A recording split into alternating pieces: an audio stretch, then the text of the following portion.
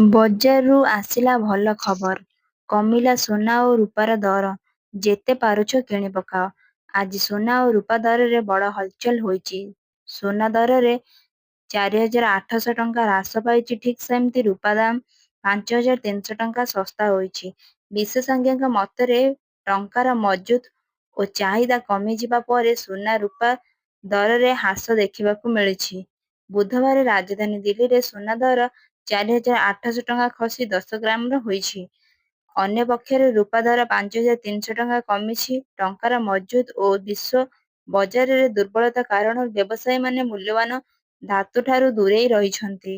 All India ସାରାଫା association ଅନୁସାରେ 69% ଶୁଦ୍ଧତା ଥିବା ସୁନା ଦର 4,800 ଟଙ୍କା ହ୍ରାସ ପାଇ 1,54,400 ଟଙ୍କା ପ୍ରତି 10 ଗ୍ରାମର ସମତ ଟ୍ୟାକ୍ସ ମିଶାଇ ହୋଇଛି। ପୂର୍ବରୁ କାରବାର ଦିନରେ ଏହା 1,59,200 ଟଙ୍କା ପ୍ରତି 10 ଗ୍ରାମରେ ବନ୍ଦ ହୋଇଥିଲା।